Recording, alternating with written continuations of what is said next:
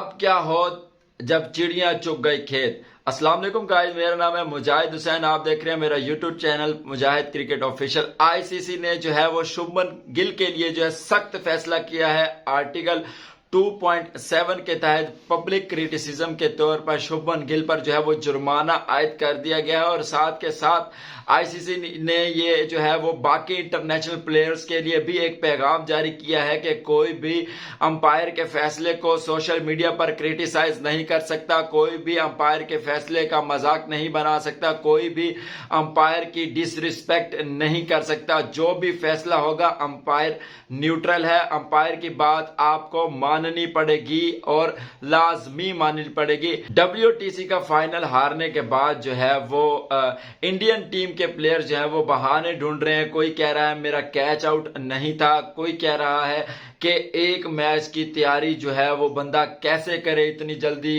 3 मैचों की सीरीज होनी चाहिए थी। कोई कह रहा है कि जो है वो टाइम बहुत शॉर्ट था, IPL की वजह से हम तैयारी नहीं कर सके। तो इंडिया के बहाने जो है वो दिन ब दिन बढ़ते ही जा रहे हैं, लेकिन आईसीसी जो है इस मामले में पीछे नहीं रहा। आईसीसी ने जो है वो सख्त फैसला किया है शुभमन गिल के बारे में और बाकी प्लेयर्स को भी इस चीज से आगाह किया है कि आप न्यूट्रल अंपायर के फैसले को चैलेंज नहीं कर सकते। जैसा कि आप जानते हैं कि इंडिया जो है वो WTC का फाइनल हारा था। जब 444 का टारगेट चेस करने के लिए इंडियन टीम आई तो 18 रन के स्कोर पर स्कॉट बोलांड की बॉल पर जो है वो शुभमन गिल का कैच कैमरून ग्रीन ने किया और कैच के बाद जो है वो पूरी टीम वहीं पर ही तनकीद करना स्टार्ट हो गई थी और सोशल मीडिया पे एक बाजार सरगर्म हो गया था कि जो है आईसीसी ने जो है वो फैसला न्यूट्रल नहीं किया। तो इस बात को लेकर जो है वो आईसीसी ने एक्शन लिया है। 2.7 एक्ट के तहत जो है 15% मैच की जो है वो फीस का जुर्माना लगा है शुभमन गिल पर। उन्होंने अपने ट्विटर पर भी ये पोस्ट लगाई, उन्होंने अपने इंस्टाग्राम की स्टोरी पर भी ये पोस्ट लगाई कि जो है वो कैच आउट नहीं था।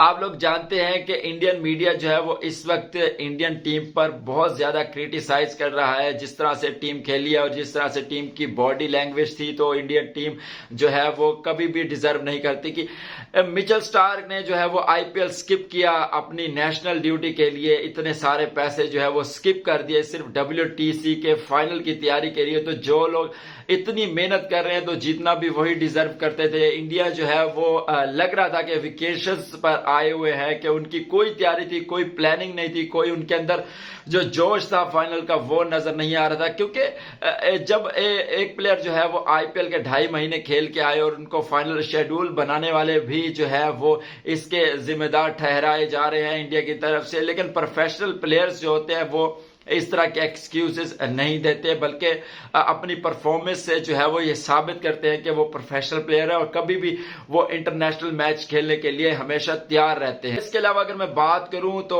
इंडियन क्रिकेट टीम और ऑस्ट्रेलियन क्रिकेट टीम पर स्लो ओवर रेट का जुर्माना भी आयद हुआ है। 80% जुर्माना जो है वो दोनों टीमों पर slow over rate WTC final पे जो उन्होंने ओवर स्लो किए हैं, टाइम ज्यादा लिया, उस पर 80% जुर्माना जो है वो आईसीसी ने कर दिया है। और ये आईसीसी की जानिब से मेरे ख्याल में बहुत अच्छे इकदाम है। प्लेयर जो है वो अपनी लिमिट्स में ही रहे तो बेहतर है, क्योंकि जो फैसला होता है वो अंपायर का होता है और वो मानना पड़ता है। इस फैसले पर तो इंडियन जो है उनको बहुत तकलीफ हो रही है। जब पाकिस्तान और इंडिया का मैच था, जब विराट कोहली को एक ओवर में 16 रन चाहिए थे, मोहम्मद नवाज बॉलर थे, तो जब मोहम्मद नवाज ने बॉल की तो विराट कोहली ने जो है वो फुल टॉस बॉल को छक्का लगाया, लीगल बॉल है। और पाकिस्तानी जो कह रहे थे कि ये लीगल बॉल है और इंडियन जो है वो कह रहे थे कि ये फुल टॉस नो बॉल है। तो इस बात पे जो बहस छिड़ी थी वहां पर भी जो है तब इंडियन के हक में फैसला गया था। तो वो फैसला अगर हजम हो सकता है तो मुझे उम्मीद है कि ये फैसला भी हजम हो सकता है, क्योंकि अगर आप अंपायर न्यूट्रल अंपायर की बात करते, ऐसा नहीं है कि आपका बोर्ड बहुत ज्यादा अमीर है तो आप किसी भी फैसले का मजाक बना सकते हैं। आपका बोर्ड अमीर है तो आप कुछ भी जो है वो मुंह से बोल सकते हैं, ऐसा नहीं हो सकता।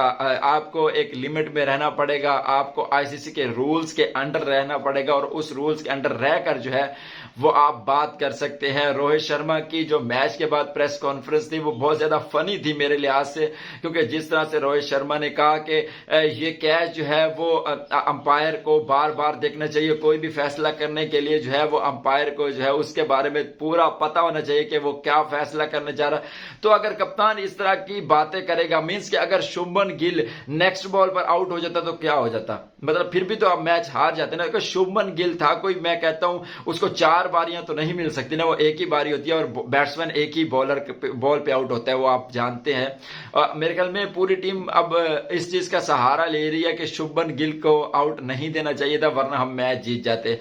कहां 444 का टारगेट था, कहां आप एक सेशन भी सरवाइव नहीं कर सके, तो मैच तो आप नहीं जीत सकते थे।